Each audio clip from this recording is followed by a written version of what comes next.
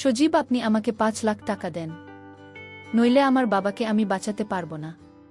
সজীব বল, তুমি তো কাজের মেয়ে, আমার বাসায় কাজ করে এই টাকা তুমি পরিশোধ করতে অনেক সময় লেগে যাবে, তাই আমি এত টাকা তোমাকে ধার দিতে পারব না। বরং তুমি যদি আমার একটি কথা রাখ, তাহলে আমি তোমাকে টাকা দিতে পারি। তখন কাজের মেয়েটি বলল, কি কথা বলুন, আমি আপনার সব কথা রাখব, কিন্তু আমার বাবাকে আগে বাঁচাতে হবে। তারপর সজীব তার বাবার কাছ থেকে ৫ লাখ টাকা নিয়ে কাজের মেয়ের হাতে তুলে দিল। কাজের মেয়েটি টাকা পেয়ে অনেক খুশি হয়েছিল, কিন্তু সেই টাকা যে তার জীবনকে তছনছ করে দেবে সেটা তো কাজের মেয়ে জানত না। সেই টাকার জন্য সজীব কাজের মেয়ের সাথে জোর করে। এবার মূল গল্পটি বলি। সুভাষচন্দ্র দাস যখন মধ্যরাত্রে ওঠেন তখন পানি নিতে নিজের ঘর থেকে বের হন। ড্রয়িং রুমে এসে পানি পান করেন এবং ফিরে যাওয়ার জন্য প্রস্তুত হন। তিনি দেখতে পান যে তার ছেলের ঘরের লাইট এখনও চলছে। তিনি ঘড়িতে তাকান এবং তখন রাত ১টা বাজে। তার মনে হয় যে তার ছেলে পড়াশোনা করছে। তার ছেলে কতই না লেখাপড়া করে, এবং তার পা অজ্ঞানতার ছেলের ঘরের দিকে অগ্রসর হয়। কিন্তু আগে যেই তিনি দরজা খুলতে যান, তখন তিনি কিছু অদ্ভুত শব্দ শোনেন এবং তারপর থেমে যায়। কিছুক্ষণ চিন্তা করার পর তিনি দেখেন দরজাটি খোলা ছিল এবং সেখানে কোনো লোক ছিল না। যখন তিনি ধীরে ধীরে দরজা খুলে ভেতরে উঁকি মারেন, তখন তার চোখ বিস্ময়ে বিস্ফারিত হয়ে যায়, কারণ তার ছেলে এই সময় স্কুলের পড়া পড়ছে না, সে অন্য কিছু করছে। তিনি দেখেন যে তার ছেলে সজীব তার ঘরের কাজের মেয়ের সাথে গল্প করছে, একটি বিছানায় শুয়ে। সুভাষচন্দ্র দাস যখন এটি নিজের চোখে দেখেন, তখন তার চোখ রাগে লাল হয়ে যায়। তিনি অবিরত দেখছিলেন এবং ভাবছিলেন যে তিনি স্বপ্নেও ভাবতে পারেন না যে তার ছেলে এমন কিছু করতে পারে। তিনি জানেন না যে তার পিছনে তাদের বাড়িতে কবে থেকে চলছে, কিন্তু কিছুক্ষণ আগেই তার চোখ যা এখন রাগে লাল ছিল, ধীরে ধীরে তার মুখের অভিব্যক্তি পরিবর্তন হতে শুরু করে, এবং এখনকার চোখে রাগের পরিবর্তে এটি তখন ঘটে যখন তার নজর তার কাজের মেয়ের দিকে পড়ে, এবং তিনি ভাবতে শুরু করেন, আরে আমি কখনো ভাবিনি যে কাজের মেয়ে এত সুন্দর হবে। আমি কখনো ভাবতে পারি না যে আমার বাড়িতে এত সুন্দর একটি মেয়ে আছে। কিছু সময় ধরে তিনি সেই ঘরের ভিতরে সেই তার ছেলের দৃশ্য দেখে যাচ্ছিলেন, এবং ধীরে ধীরে আবার দরজা বন্ধ করেন এবং সেখান থেকে চলে যান এবং নিজের ঘরে ঘুমাতে চেষ্টা করেন। তিনি ঘুমানোর চেষ্টা করেন, কিন্তু তার চোখে ঘুম নেই। কিন্তু এরপর সুভাষ সাহেব যা ভাবছিলেন এবং যা করতে যাচ্ছিলেন এবং এই বাড়িতে কি হতে চলেছে, বন্ধুরা কেউ ভাবতেও পারবে না যে সুভাষ সাহেব কি ভাবছিলেন এখন, এরপর কাজের মেয়ের সাথে কি হতে চলেছে এবং তার ছেলের সাথে কি হতে চলেছে। উত্তরাখণ্ডের রাজধানী দেরাদুনে একটি ধনী পরিবারে বট কাপড় ব্যবসায়ী সুভাষচন্দ্র দাস একটি বড় বাংলোতে বাস করতেন। বাড়িতে মাত্র ৩ জন ছিলেন, সুভাষচন্দ্র দাস, তার স্ত্রী অনিলা এবং ছেলে সজীব।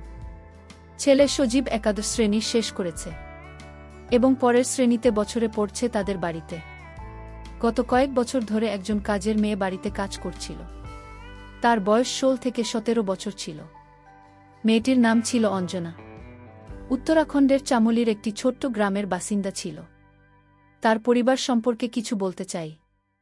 পরিবারে বাবা ছিলেন যিনি প্রায় অসুস্থ থাকতেন, এবং বৃদ্ধ মা যিনি প্রতিদিন পরিশ্রম করে কোনোভাবে সংসার চালাতেন। অঞ্জনা যখন জন্ম হল তখন সে খুব সুন্দর দেখতে হল। আসলে উত্তরাখণ্ড হিমাচল প্রদেশের মেয়েদের সৌন্দর্য আলাদা রকমের, ঈশ্বর তাদেরকে একটি বিশেষ রূপ দিয়েছেন। সেখানকার পরিবেশে এমন যে সেখানকার মেয়েরা খুবই ফর্সা ও সুন্দর হয়। এরকম ভাবে চামলির মেয়ে অঞ্জনা যখন তার পরিবারের জন্য কাজের সন্ধানে দেরাদুন পৌঁছান, তখন সে খুব বেশি পড়াশোনা করেনি, তবে দেখতে বেশ ভালো ছিল। ঈশ্বর তাকে সৌন্দর্য ধন্য করেছিলেন এবং তাকে চন্দ্রদাস সাহেবের বাড়িতে কাজ দেওয়া হল। সে বাড়ির সব কাজ ফুল টাইম গৃহকর্মীর মতো সামলাত, রান্না করা থেকে শুরু করে পরিষ্কার পরিচ্ছন্নতা পর্যন্ত সব কাজ সে করত। তাকে ১০,০০০ বেতনে নিয়োগ করা হয়েছিল। এখন অঞ্জনা সেখানে গত ১ বছর ধরে কাজ করছে। অঞ্জনা সেখানে খুশি ছিল, কিন্তু তার একটি সমস্যা ছিল। তার মালকিন অনিল চন্দ্র দাস সাহেবের স্ত্রী খুব রাগী মহিলা ছিলেন। তার স্বভাব খুব কঠোর ছিল। তিনি প্রতি ছোট বিষয়ে অঞ্জনার উপর চিৎকার করে উঠতেন। অঞ্জনার করা কোনো কাজকর্ম তার পছন্দ হতো না। তিনি তার কথা শুনিয়ে যেতেন এবং অঞ্জনা তার এই ভোগান্তিতে বেশ বিরক্ত ছিল। অঞ্জনা হয়তো কম পড়াশোনা করেছিল, কিন্তু সে খুব তীক্ষ্ণ বুদ্ধির ছিল, খুব খুশি আর ছিল, এবং এখন সে নিজের মনে একটি সিদ্ধান্ত নিয়েছে যে একদিন আমি বাড়ির মালকিন হব, এবং সেই দিন আমি ম্যাডামকে বোঝাবে লোক দেখানো কাকে বলে এবং কেমন লাগে এখন সুভাষচন্দ্রের ছেলে। সজীবের কথা বলি, সে কলেজে যেত এবং কলেজ থেকে ফিরে এসে সে 2 দিন ধরে শুধু নিজের ঘরে পড়াশোনা করত। তার বাবা ভাবতেন যে তাদের ছেলে পড়াশোনা করছে। যখন অঞ্জনা সজীবের ঘর পরিষ্কার করতে যেত, তখন সজীব রেগে যেত এবং অঞ্জনার উপর চিৎকার করত যে, আমি তোমাকে কতবার বলেছি যে যখন ঘরে আসবে তখন ভিতরে আসার আগে ঠক ঠক করবে। তুমি সোজা ভিতরে চলে আসো, তুমি একেবারে বুঝতে পারো না। অঞ্জনা সমী বলতো, কিন্তু পরের বার আবার ভুলে যেত। এইভাবে একদিন যখন অঞ্জনা ঘরে যায়, তখন সজীব বাথরুমে স্নান করছিল, এবং যখন অঞ্জনা ঘর পরিষ্কার করছিল, তখন সে তার বালিশের নিচে বই এর মতো কিছু একটা দেখতে পেয়ে সে হতভম্ব হয়ে যায়। এটি একটি ম্যাগাজিন ছিল যা সজীবের। সে একের পর এক পাতা উল্টাতে থাকে, এবং যখন সে তাতে ছাপা কিছু ছবিগুলি এবং লেখাগুলি পড়তে শুরু করে, তখন তার মন ও মস্তিষ্ক উত্তেজিত হতে শুরু করে। ঠিক তখনই সে সজীবের বের হওয়ার শব্দ শুনে, তাই সে তাড়াতাড়ি ম্যাগাজিনটি ফিরিয়ে রেখে ঘর পরিষ্কার পরিচ্ছন্ন করার পর সেখান থেকে বেরিয়ে যায়। পরে আবার যখন সেখানে যায়, তখন সজীব ব্যালকনিতে তার ফোনে ব্যস্ত ছিল, এবং তার লাগত তখন বিছানায় রাখা ছিল। তার স্ক্রিনে কিছু চলছিল, এবং যখন অঞ্জনা গিয়ে দেখে, তখন সেখানে একটি ভিডিও চলছে দেখতে পায়। এটি দেখে অঞ্জনদার মনে বিরক্তির সৃষ্টি হয়। অঞ্জনা তাড়াতাড়ি সেখান থেকে পালিয়ে তার ঘরে চলে যায়। তারপর তার মাথা কাজ করা শুরু করে এবং সে তার পরিকল্পনা আসে যে এই চন্দ্র দাস সাহেবের ছেলে সজীব, যাকে সে খুব সহজেই তার জালে ফাঁসাতে পারে, এবং সে যে পরিকল্পনা উদ্দেশ্য তৈরি করেছিল তাতে সে সফল হতে পারে। সে তার প্রাণ নিয়েছিল। এখন সজীবের ঘরে যায় এবং ঘর পরিষ্কার করে। সে এমনভাবে ঘর পরিষ্কার করেন, ঘরের কাজকর্ম করার সময় সজীবের নজর তার উপর পড়ে। কাজের মেয়েটিও সজীবের দিকে চেয়ে মুচকি হাসতে শুরু করে। এখন আসলেই তাই ঘটে। সে তার উদ্দেশ্য সফল হতে দেখতে পায়, কারণ যখনই অঞ্জনা সে ভাবে ঘরে কাজকর্ম করত, তখন সজীব তার দিকে অদ্ভুত দৃষ্টিতে দেখতে। এটা খুব ভালো করে বুঝতে অঞ্জনা। কিছুদিন এভাবেই কেটে গেল। এখন সজীব ও অঞ্জনার সাথে মিষ্টি মিষ্টি কথা বলতে শুরু করল। অঞ্জনা বুঝে গিয়েছিল যে তার সঠিক লক্ষ্যে পৌঁছে যাচ্ছিল। তার সাথে অনেক ভালোবাসা নিয়ে কথা বলত। একদিন রাতে যখন সবাই খেয়ে ঘুমিয়ে পড়ে, তখন অঞ্জনা রাত 11টার দিকে সজীবের ঘরে গিয়ে করার শব্দ করে। এত রাতে কি এসেছে ভাবতে ভাবতে সজীব দরজা খুলে দেখে অঞ্জনা তার সামনে দাঁড়িয়ে আছে। সে বলে, হ্যাঁ, এত রাতে তুমি এখানে কেন? কি কারণে এখানে আসছে? অঞ্জনা বলেন, আমার শরীর ভাল লাগছিল না, আমি ঘুমাতে পারছিলাম না। ভাবলাম তুমি জেগে আছো, তাই তোমার সাথে কিছুক্ষণ কথা বলি। এরপর তাদের কথোপকথন এগোতে থাকে।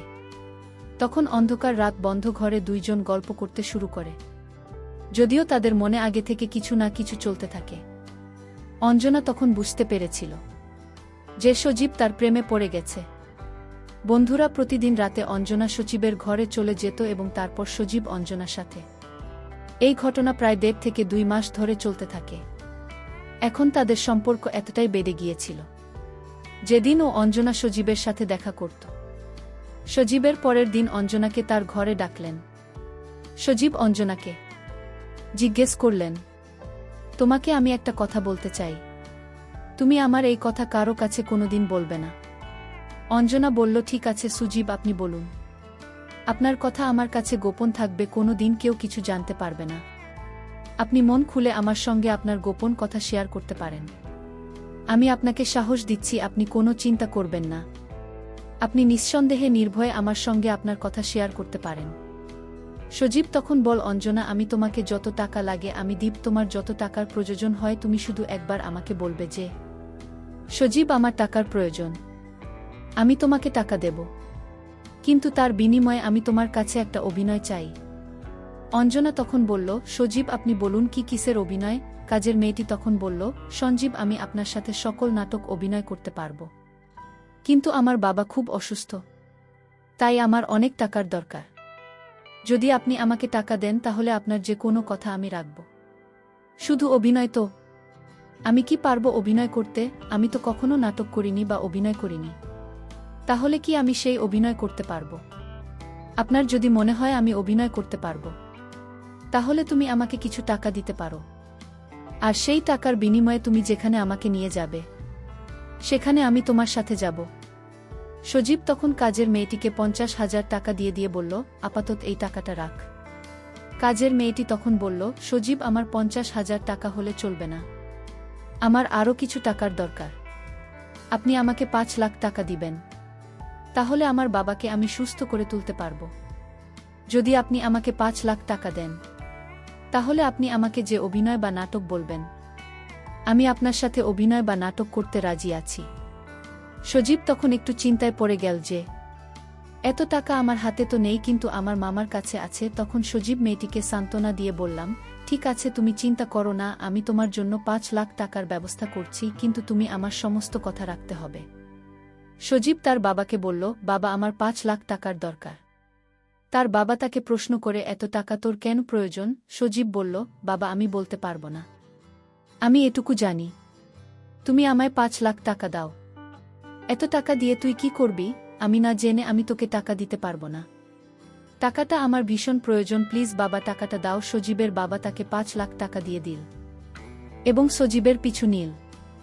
সজীবের বাবা ভাবল যে আমার ছেলে এই টাকাগুলো নিয়ে কি করে তা আমার জানতে হবে। তারপর টাকাটা নিয়ে যখন কাজের মেয়ের হাতে তুলে দিল, তখন সজীবের বাবা বিস্ম দেখল। পরের দিন সজীবকে তার বাবা ডেকে নীল বলল, তুমি কাজের মেয়েকে টাকা দিয়েছ কেন? সজীব কোনো কিছু না বলে ঘর থেকে বের হয়ে গেল। কাজের মেয়েকে গিয়ে বলল, তোমাকে তো আমি টাকা দিয়ে দিয়েছি, এখন তুমি আমার সাথে চলো। বন্ধুরা, ব্যস্ততার কারণে আজকের গল্পটি শেষ করতে পারলাম না।